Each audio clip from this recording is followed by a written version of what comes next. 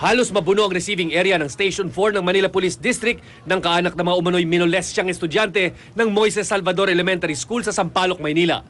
6 na grade 6 pupils na pawang mga babae ang nagreklamo na pinaghihipuan daw sila sa masiselang bahagi ng katawan ng photographer na si Misael Galan. Nangyari raw ito noong Miyerkules habang kinukunan ng graduation picture ang mga estudyante.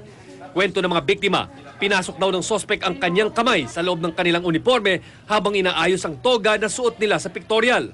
Binuksan din daw ang kanilang blouse. Kanya lang po ko niyakap na parang may gusto siya sabihin sa akin, hindi niya masabi. Tapos po nung nalaman ko na lang po nung gabi na, may nagpunta pong mga parents sa akin na ano daw po, yung anak daw namin, minulis siya daw ng photographer daw po. Nadakip kahapon ng sospek nang bumalik ito sa eskwelahan para ipagpatuloy sana ang pictorial. Todo tanggi siya sa paratang. Minsan po kasi para maganda yung kuha, minsan nakalabas yung blouse, hindi magandang tignan, pinapasok ko po yung blouse dun sa loob ng tuga, dun sa dibdib. Ganun na po.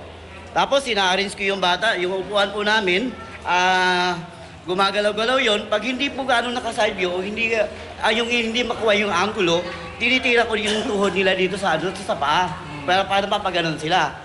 Nakausap ng GMA News ang principal ng eskwelahan na si Reynaldo Hamora. Aniya, ipinarating na raw nila sa DepEd ang nangyari. Patuloy din daw silang makikipagtulungan para sa mabilis na ikareresolba ng kaso.